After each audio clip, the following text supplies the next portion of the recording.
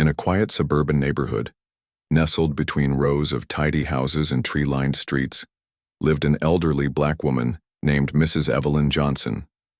She was a gentle soul with deep wrinkles etched into her face, each line telling a story of the life she had lived. Her home was modest but warm, filled with photographs of her children and grandchildren who visited often. Outside her front door stood flower pots bursting with vibrant colors, roses, marigolds, and daisies that she lovingly tended to every day. To her neighbors, Mrs. Johnson was a kind presence, always ready with a smile or a word of encouragement. But lately, something dark had crept into the peaceful rhythm of her days. A group of young men, part of a racist white gang, had begun causing trouble in the area. They called themselves the Patriots, though their actions were anything but patriotic. The gang's members were in their late teens and early 20s, dressed in worn-out leather jackets and combat boots. Their faces were marked by tattoos and scowls, and their voices carried venom whenever they spoke. For weeks they had been targeting anyone who didn't look like them, spreading hatred through vandalism, threats, and violence. Mrs. Johnson first noticed them one afternoon while sitting on her porch sipping lemonade and knitting a scarf for her youngest granddaughter. At first, they seemed harmless enough.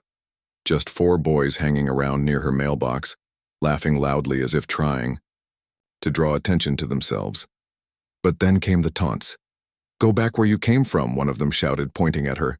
Another kicked over one of her prized flower pots, sending soil spilling onto the sidewalk. Mrs. Johnson froze, her heart pounding in her chest. She wanted to say something, to stand up for herself, but fear held her tongue. Instead, she watched, silently as they walked away, leaving behind shards of broken ceramic and trampled flowers. That night, as she lay in bed staring at the ceiling, anger slowly replaced her fear. How dare they come onto her property? How dare they destroy what she worked so hard to create? This wasn't just about some flower pots. It was about respect, about dignity. Mrs. Johnson had lived in this neighborhood for over 40 years. She had raised her family here, baked cookies for block parties, and helped care for sick neighbors. This was her home, and no one, not even a gang of hateful young men, was going to take that away from her.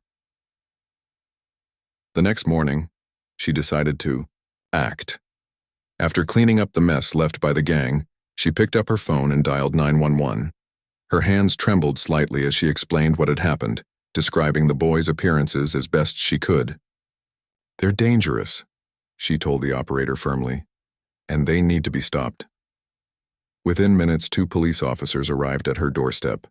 They took notes, snapped photos of the damaged pots, and promised to investigate further. Though grateful for their response, Mrs. Johnson couldn't shake the feeling that this wouldn't be the last time she saw those boys. Over the following days, the gang continued their reign of terror. They roamed the streets at all hours, shouting racial slurs at passers-by and spray-painting swastikas on walls. One evening, they returned to Mrs. Johnson's house, this time armed with eggs and rocks. They smashed her windows, laughing hysterically, as glass scattered across her living room floor. Terrified but determined, Mrs. Johnson grabbed her phone again and called the police. As she waited for them to arrive, she locked herself in her bedroom, clutching a baseball bat for protection. When the officers finally showed up, they found her shaken but resolute. "I'm not leaving," she declared. "This is my home." Word of the attacks spread quickly through the neighborhood. Some residents expressed sympathy for Mrs. Johnson, offering to help clean up the damage or sit outside with her during the evenings. Others, however, chose to stay silent, too afraid to confront the gang themselves. It was clear that fear had taken root in the community, dividing people instead of bringing them together. Mrs. Johnson understood this fear. It gnawed at her too, but she refused to let it consume her. Every time the gang struck, she reported it. Every insult hurled her way only strengthened her resolve. Despite the chaos swirling around her, Mrs. Johnson found moments of peace in small things: the warmth of the sun on her skin, the sound of birds chirping in the trees, the smell of fresh bread baking in her kitchen. These tiny joys reminded her why she fought so hard, to preserve the beauty in her life, no matter how much ugliness tried to invade it. Still, There were nights when sleep eluded her, when the memory of shattered glass and cruel laughter haunted her dreams. On those nights, she would sit by her window clutching a cup of tea and remind herself that she wasn't alone. Somewhere out there, someone cared. Someone would listen. One person who did listen was Detective Laura Hayes, a seasoned officer assigned to investigate the string of hate crimes plaguing the neighborhood. Unlike others who dismissed the incidents as isolated acts of mischief, Detective Hayes saw a pattern. Each report pointed back to the same group of young men, the same gang that had targeted Mrs. Johnson. Intrigued by the elderly woman's courage, Hayes paid her a visit. Sitting across from Mrs. Johnson in her cozy living room, surrounded by family photos and knickknacks, Hayes listened intently as Mrs. Johnson recounted every detail of her ordeal. "I've lived here long enough to know right from wrong," Mrs. Johnson said, her voice steady despite the pain in her eyes. "These boys don't belong here. They're poisoning our community." Hayes nodded, scribbling notes in her notebook. Something about Mrs. Johnson's determination struck a chord within her. Here was a woman who had every reason to give up, yet she chose to fight instead. Inspired by her bravery, Hayes vowed to bring the gang to justice. Not just for Mrs. Johnson, but for everyone they had hurt. As weeks turned into months, the tension in the neighborhood grew thicker. The gang's antics became more brazen, their attacks more frequent. Yet Mrs. Johnson remained steadfast, reporting each incident and refusing to let them drive her away. Slowly but surely, her courage began to inspire others. Neighbors who had once turned a blind eye started speaking out, sharing their own stories of harassment and intimidation. Together, they formed a network of support, standing shoulder to shoulder against the tide of hatred threatening to engulf them. Through it all, Mrs. Johnson never lost sight of what truly mattered: love, kindness, and the belief that even in the darkest times, light could prevail. She knew the road ahead wouldn't be easy, but she also knew she wasn't walking it alone. With each passing day, her fight grew stronger, fueled by the hope that someday her neighborhood would return to the peaceful haven it once was. Until then, she would keep calling the police, keep tending to her garden, and keep believing in a better future for herself, for her community, and for generations to come. Detective Laura Hayes had seen her fair share of hate crimes during her years on the force, but something about Mrs. Evelyn Johnson's case struck a chord deep within her. Sitting in her car after visiting Mrs. Johnson's house for the first time, Hayes couldn't shake the image of the elderly woman sitting calmly in her living room, recounting harrowing stories of harassment with quiet strength. It wasn't just the cruelty of the gang that bothered Hayes. It was their audacity, their belief that they could terrorize an entire community without consequence. Back at the station, Hayes pored over every report related to the Patriots, the racist white gang responsible for the attacks. At first glance, the incident seemed random. Graffiti sprayed on walls, eggs thrown at windows, racial slurs shouted at pedestrians. But as Hayes dug deeper, patterns began to emerge. Each attack targeted minority families, businesses owned by people of color, and places of worship frequented by non-white communities. The pieces fit together like a puzzle, revealing a chilling picture of calculated intimidation designed to drive these groups out of the neighborhood. Hayes decided it was time to escalate the investigation. She requested permission to form a special task force dedicated to dismantling the gang. Her superiors hesitated. Resources were tight, and there was always the risk of backlash from those who believed the police shouldn't interfere in neighborhood disputes. But Hayes persisted, presenting a compelling argument. "This isn't just vandalism," she said firmly. "It's terrorism. These kids are spreading hate, dividing our community, and making people afraid to leave their homes. If we don't stop them now, things will only get worse." Her persistence paid off. Within days, Hayes assembled a team of officers, analysts, and undercover agents. Their mission was clear: identify the gang members, gather evidence, and take them down before they caused any more harm. Hayes knew this wouldn't be easy. The gang operated under the radar, blending into the community until they struck again. To catch them, the task force needed eyes everywhere. That's where Mrs. Johnson came in. Mrs. Johnson became the linchpin of the operation. With her sharp memory and keen observation skills, she provided crucial details about the gang's appearances, mannerisms, and habits. She described how one boy had a jagged scar above his eyebrow, another wore a red bandana tied around his wrist, and a third always carried a can of spray paint tucked into his jacket. These small observations might have seemed insignificant to others, but to Hayes, they were gold. Armed with this information, the task force began tracking the gang's movements using surveillance cameras discreetly installed near Mrs. Johnson's house and other hotspots. Despite the increased police presence, the gang remained oblivious to the fact that they were being watched. Emboldened by their perceived success, they grew reckless. One night, they vandalized a local church attended primarily by black families. They scrawled hateful messages across its pristine white walls and shattered its stained glass windows. For many residents, this attack crossed a line.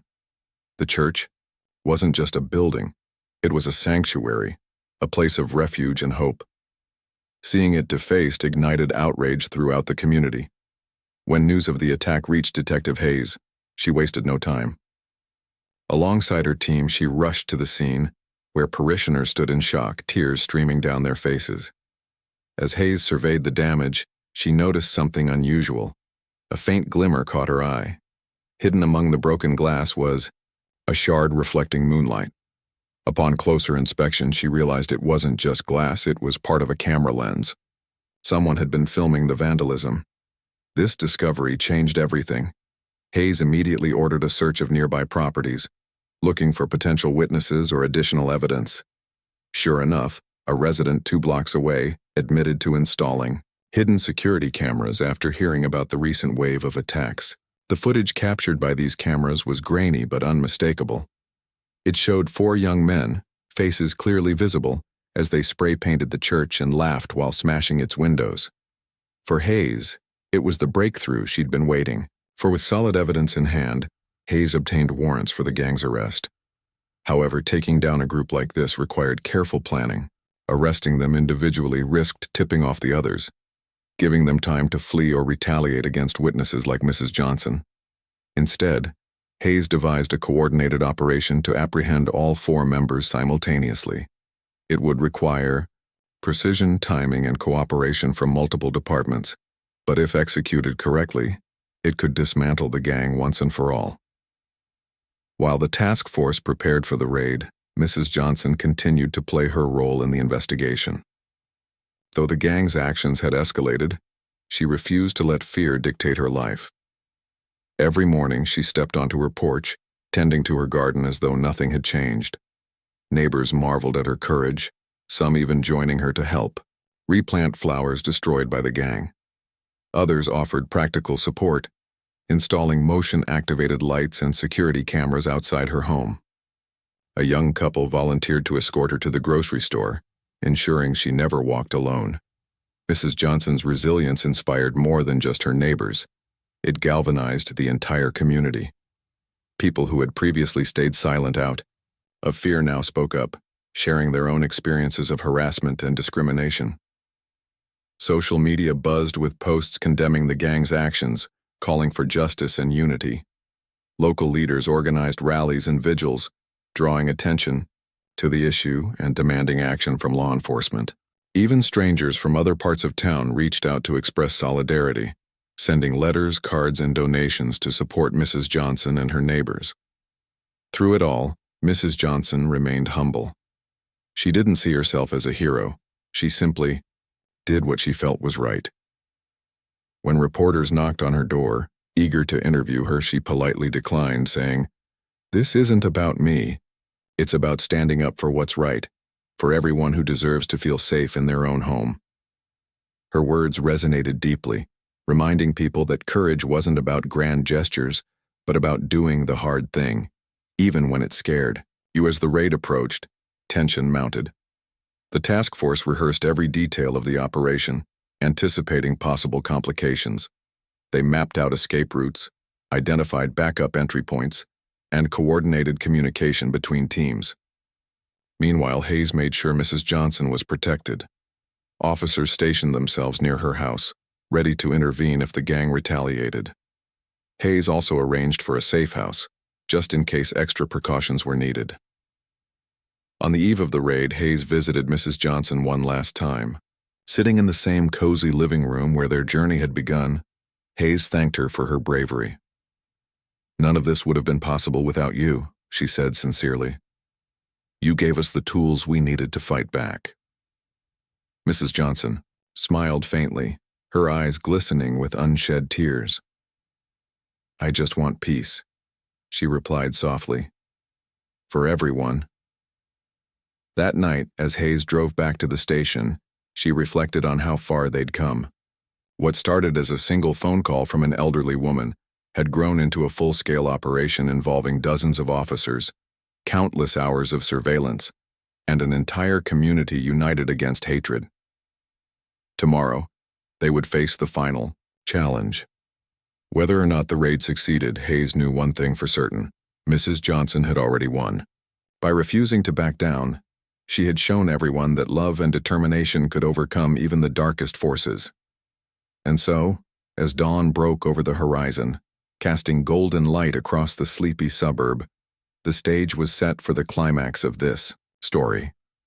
The gang had sown seeds of division and fear, but little did they know they had also awakened a spirit of resistance that would ultimately lead to their downfall. The morning of the raid arrived with a crispness in the air, as though nature itself was holding its breath. Detective Laura Hayes stood outside the police station, sipping her usual black coffee while reviewing the final plans for the operation. The task force had spent weeks preparing for this moment, and now it was time to execute their strategy. 4 teams of officers were positioned at different locations across the city where the gang members lived or frequently gathered. Each team carried arrest warrants, body cameras, and a mandate to bring the suspects in without causing unnecessary harm. Hayes knew that timing was critical. If one gang member escaped or tipped off the others, the entire operation could unravel. To minimize risks, she had chosen a time when most of them would be asleep, early enough to catch them off guard but late enough to avoid alerting neighbors who might interfere. As she gave the signal over the radio, her heart pounded with anticipation. This wasn't just another case, it was personal. Every shattered window, every racist slur hurled at Mrs. Evelyn Johnson, and every act of vandalism against innocent people weighed heavily on her shoulders. Today they would send a message. Hate crimes wouldn't be tolerated in their community. At precisely 6:00 a.m., the teams moved in simultaneously. SWAT officers clad in tactical gear breached doors while uniformed officers secured perimeters. Inside one of the houses, a sleepy-eyed teenager stumbled out of bed, only to find himself face-to-face with armed officers. "You're under arrest," an officer barked, reading him his rights as he was handcuffed. Panic set in as the boy realized what was happening, but there was no escape. Across town, similar scenes unfolded. One by one, the gang members were taken into custody, their shocked expressions captured on camera. For Mrs. Johnson, the raid felt surreal. She woke up that morning unaware of the massive operation underway.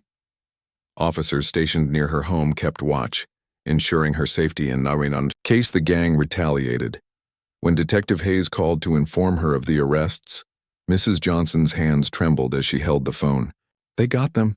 she asked, her voice barely above a whisper. Hayes confirmed the news, adding, "It's because of you, Mrs. Johnson. You made this possible." Tears welled up in Mrs. Johnson's eyes, not of sadness, but of relief.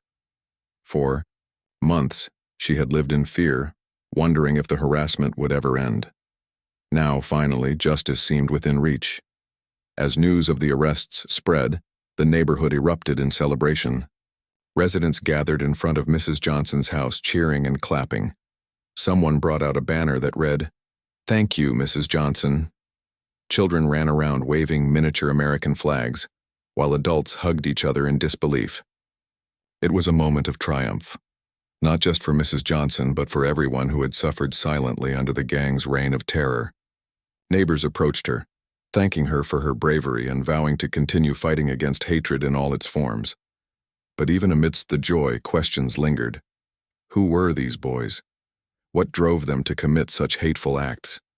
Over the following weeks, the answers began to surface during court proceedings. The gang members, ranging in age from 19 to 23, came from troubled backgrounds. Some had grown up in abusive households, while others sought acceptance in online forums promoting extremist ideologies. Their leader, a charismatic yet deeply misguided young man named Kyle, admitted in court that he had been radicalized through social media platforms. He described how algorithms fed him increasingly extreme content until he believed violence was justified in defending his so-called heritage. Kyle's testimony shocked the community. Many had assumed the gang was motivated purely by ignorance or peer pressure. Learning about the role of technology in shaping their worldview added a new layer of complexity to the situation. Schools and community centers responded by organizing workshops aimed at educating students about the dangers of online extremism. Guest speakers shared stories of former radicals who had turned their lives around, emphasizing the importance of critical thinking and empathy. Mrs. Johnson attended several of these events, speaking candidly about her experience. Her presence served as a powerful reminder that real people were affected by the ideologies promoted online, and that change was possible. Meanwhile, the legal process ground forward. The gang members faced multiple charges, including vandalism, assault, and inciting racial hatred. Prosecutors presented overwhelming evidence, surveillance footage, witness testimonies, and confiscated items like spray paint cans and knives, found in their possession. During closing arguments, the lead prosecutor addressed the jury with passion. "This isn't just about punishing 4 young men," he said. "It's about sending a message to anyone who thinks they can spread hate without consequences. Our community will not tolerate racism, violence, or intimidation." When the verdicts were announced, the courtroom fell silent. All 4 defendants were found guilty on multiple counts. Sentencing ranged from probation and mandatory counseling for the youngest member to lengthy prison terms for the ringleaders. While some argued the punishments weren't harsh enough, others saw them as an opportunity for rehabilitation. Community service hours were added to their sentences, requiring them to work alongside victims of hate crimes in restorative justice programs. These initiatives aimed to humanize the damage caused by their actions, fostering understanding and accountability. For Mrs. Johnson, closure came gradually. Though the arrests brought relief, the scars remained, both visible and invisible. Broken glass had been swept away, windows replaced, and flower pots replanted, but the memories of shattered nights lingered. Yet, she refused to let bitterness take root. Instead, she focused on healing, not just for herself, but for her community.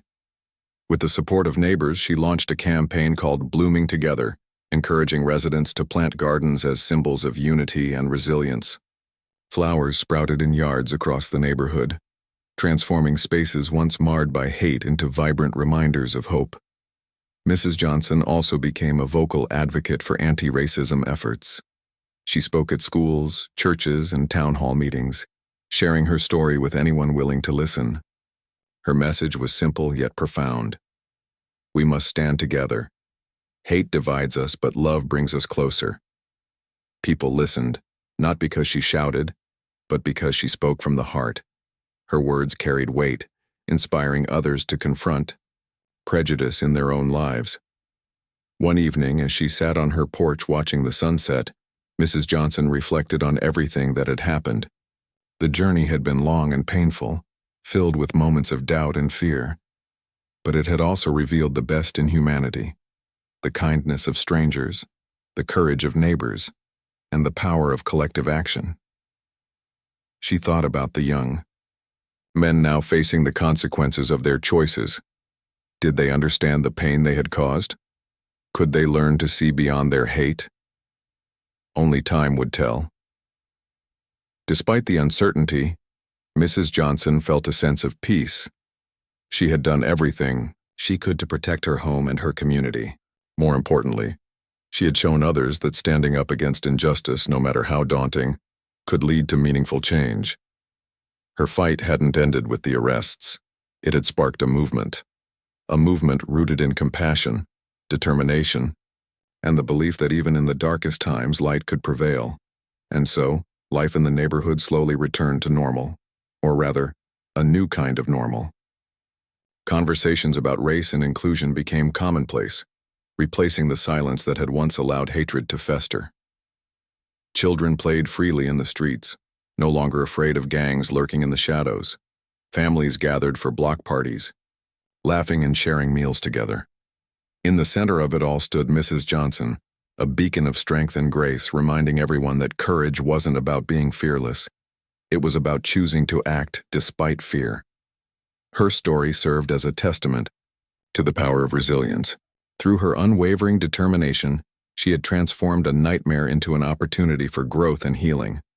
And though challenges undoubtedly lay ahead, the community now faced them together, united by a shared commitment to building a brighter, braver future.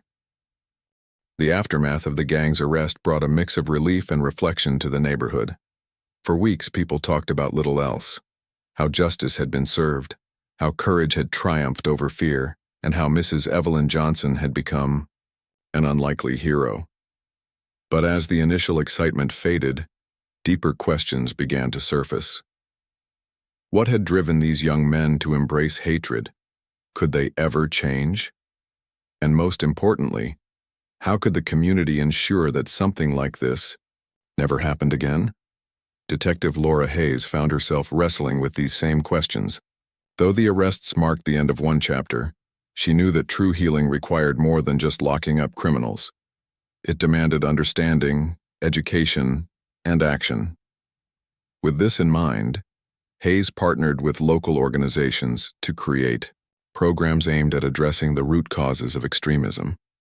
Workshops on conflict resolution, empathy-building exercises, and open dialogues about racism became regular fixtures in schools and community centers. These initiatives weren't just for students, they were for parents, teachers, and anyone willing to learn. Mrs. Johnson played a key role in these efforts. Her presence alone carried weight. When she spoke, people listened. At one workshop, held at the high school, she shared her story with a room full of teenagers. They sat quietly, some leaning forward in their seats, others fidgeting nervously. "When I was your age," she began, her voice soft but steady, "I faced hatred, too. People told me I didn't belong, that my skin made me less human. But I chose not to hate them back. Instead, I chose kindness. Because hate only breeds more hate." Her words resonated deeply with the audience. Afterward, several students approached her, asking questions or simply thanking her for sharing her experience.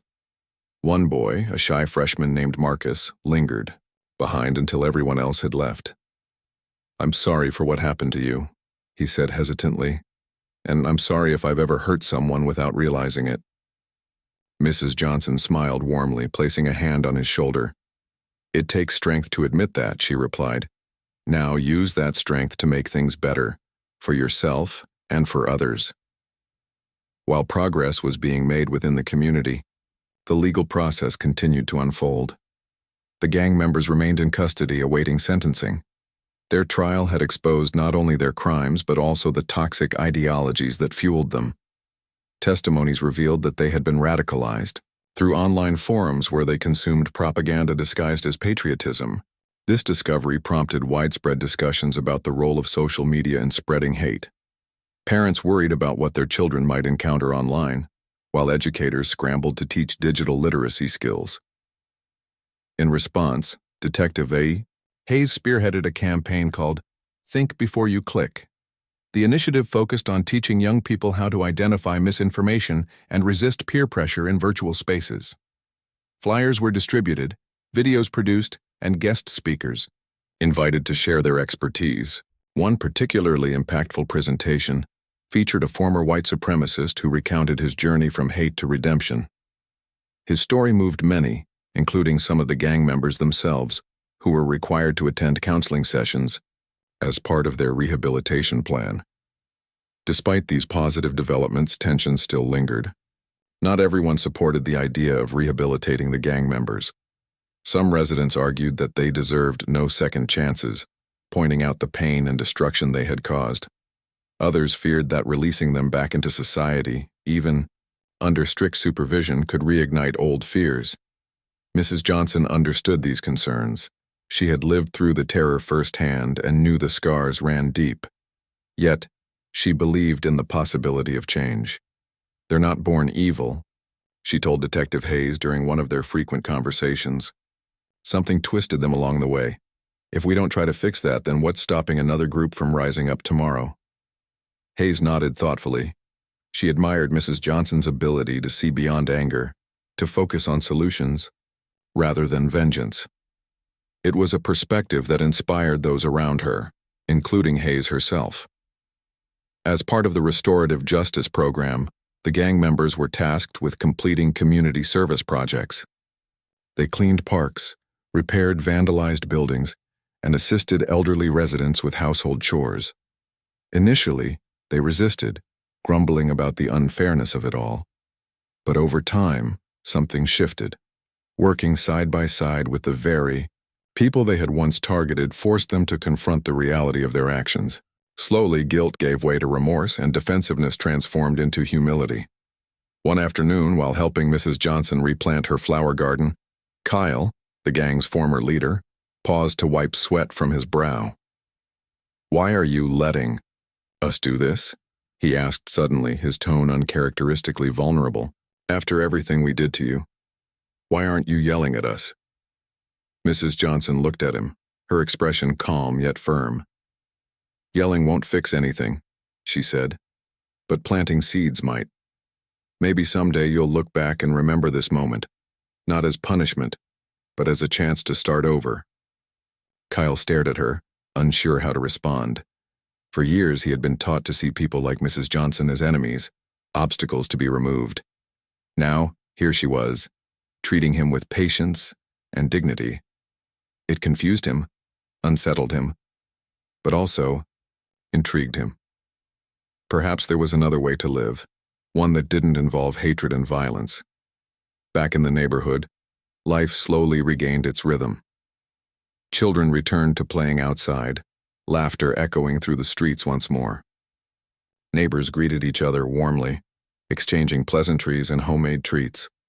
A sense of unity had taken root, nurtured by shared experiences and collective resilience. Mrs. Johnson's Blooming Together campaign flourished, with gardens popping up everywhere. Each bloom symbolized hope, renewal, and the enduring power of love over hate. Yet Mrs. Johnson knew that vigilance was crucial. Hate rarely disappeared entirely. It often went dormant, waiting for the right conditions to resurface. To prevent that from happening, she encouraged ongoing conversations about race, privilege, and inclusion. Book clubs formed, tackling challenging topics head-on. Discussion panels brought together diverse voices, fostering mutual understanding. Even small gestures like inviting neighbors of different backgrounds to dinner helped bridge divides. Detective Hayes marveled at the transformation. When she first met Mrs. Johnson, she saw a woman battered by fear and frustration. Now she saw a leader, a beacon of hope who refused to let hatred define her or her community. Hayes often wondered what drove Mrs. Johnson to keep fighting, even when the odds seemed insurmountable. One day she finally asked. Mrs. Johnson chuckled softly, her eyes twinkling with wisdom. "Because I have faith," she replied. "Faith in God, yes, but also faith in people. Most of us want the same things, to feel safe, loved, and valued. Hatred blinds us to that truth. My job is to remind folks of it." Hayes nodded, feeling a renewed sense of purpose. Mrs. Johnson's philosophy wasn't just inspiring, it was actionable. By focusing on common ground, they could dismantle barriers and build connections. It wouldn't always be easy, but it would be worth it. Months passed, and the neighborhood entered a new phase of normalcy. The gang members completed their sentences, emerging changed, if not completely reformed. Some struggled to reintegrate, facing skepticism and mistrust. Others, like Kyle, embraced the opportunity to rewrite their stories. He enrolled in college, studying sociology in hopes of understanding the forces that had shaped his past. Occasionally, he visited Mrs. Johnson, seeking guidance and offering gratitude. "You saved me," he admitted during one such visit, "not just from prison but from myself."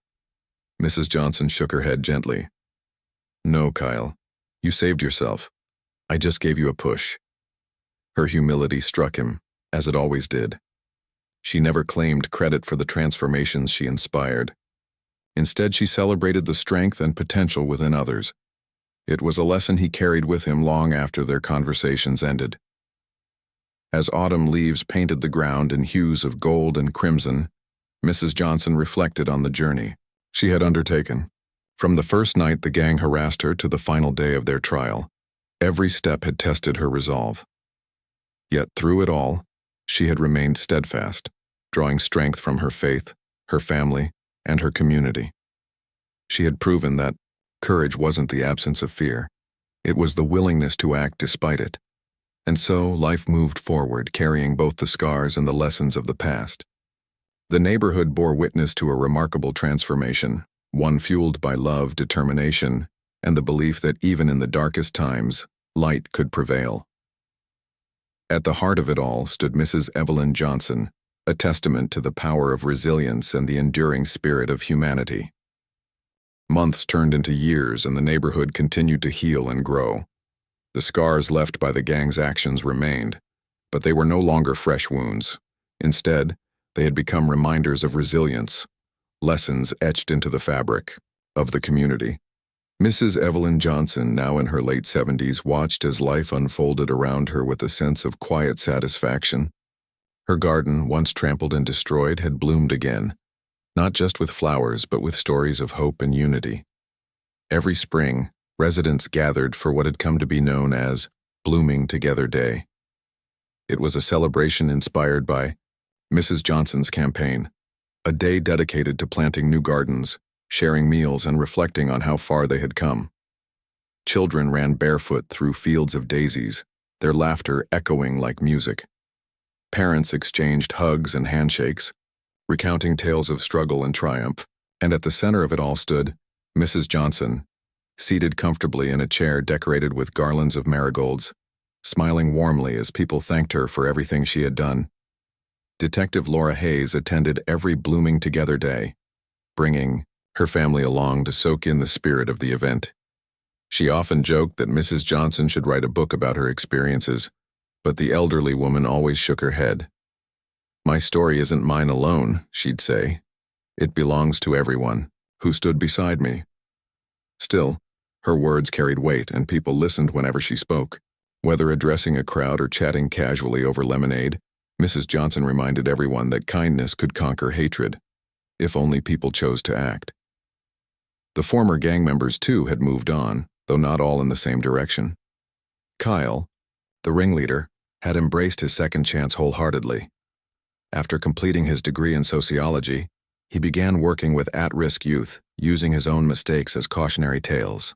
He visited schools and community centers, speaking candidly about the dangers of online radicalization and the importance of finding belonging in healthy ways. At first, audiences were skeptical, whispering among themselves about whether he truly deserved forgiveness. But as he shared his journey, the pain of growing up neglected, the allure of extremist ideologies, and the moment he realized he wanted to change, people softened. They saw vulnerability in him, a desire to make amends. One particularly poignant moment came when Kyle returned to Mrs. Johnson's street. Standing before a crowd during Blooming Together Day, he apologized publicly for the harm he had caused. His voice trembled as he recounted smashing windows and hurling insults, tears streaming down his face. When he finished, there was silence. Then slowly, applause broke out. Not everyone forgave him immediately, but many acknowledged his effort to turn his life around. For Mrs. Johnson, seeing Kyle's transformation was proof that redemption was possible, even in the unlikeliest of places. Others from the gang struggled more. One member, unable to escape old influences, drifted back toward trouble, eventually landing in jail again.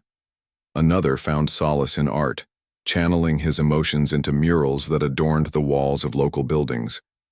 These murals depicted themes of peace, diversity, and reconciliation, earning praise from residents who once feared him. Though progress wasn't linear, each step forward mattered. The community learned to celebrate small victories while remaining vigilant against setbacks. Meanwhile, Detective Hayes continued her work, expanding the Think Before You Click initiative beyond the neighborhood. Schools across the city adopted its curriculum, teaching students how to navigate the digital world responsibly. Social media companies took notice, partnering with Hayes to develop tools that flagged harmful content before it reached impressionable minds. The program became a model for other communities grappling with similar issues, proving that prevention was as vital as punishment. For Mrs. Johnson, however, the greatest reward wasn't recognition or accolades. It was connection. Over the beam, years she had formed deep bonds with neighbors, many of whom had initially kept their distance out of fear or indifference. Now, they treated her like family. A young couple named Sarah and Michael frequently stopped by to check on her, bringing groceries or helping with household chores. Their toddler, Lily, adored Mrs. Johnson, calling her Grandma Evelyn and insisting on sitting on her lap during visits. Even teenagers, once intimidated by her quiet strength, sought her advice on navigating challenges big and small. One summer evening, as the sun dipped below the horizon, Mrs. Johnson sat on her porch surrounded by friends and neighbors. Someone brought out a guitar, strumming gentle chords as others sang along. Fireflies danced in the twilight, casting a magical glow over the scene. As Mrs. Johnson gazed at the faces around her, young and old, black and white, immigrant and native-born, she felt an overwhelming sense of gratitude. This was what she had fought for, a community united not by sameness, but by shared humanity. That night, as she prepared for bed, Mrs. Johnson paused to look out her window. The streetlights cast soft beams onto freshly planted flower beds, illuminating petals of every color imaginable. She thought about the journey that had led her here.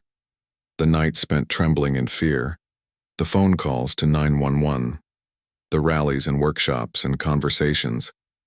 It hadn't been easy, but it had been worth it. Through courage and compassion, she and her neighbors had transformed hatred into healing. The next morning, Mrs. Johnson woke early, as was her habit. She brewed a pot of coffee, savoring its rich aroma as sunlight streamed through her kitchen window. Today felt different somehow, lighter. Perhaps it was the knowledge that the community was stronger now, better equipped to face whatever challenges lay ahead. Or perhaps it was simply the joy of living another day in a place she loved. As she stepped outside to tend to her garden, a group of children ran up to greet her. "Good morning, Grandma Evelyn," they chirped, holding out handfuls of wildflowers they had picked for her. Mrs. Johnson laughed, accepting their gifts with delight. "Thank you, my dears," she said, her eyes twinkling. "These are beautiful." Later that afternoon, Detective Hayes arrived with news. The Think Before You Click program had earned national attention, inspiring other cities to adopt similar initiatives. Hayes credited Mrs. Johnson for sparking the movement, saying, "You showed us what's possible when we choose love over hate." Mrs. Johnson blushed modestly, brushing off the praise. "It takes a village," she replied. "I'm just one piece of the puzzle." But Hayes knew better. Without Mrs. Johnson's bravery, none of this would have happened.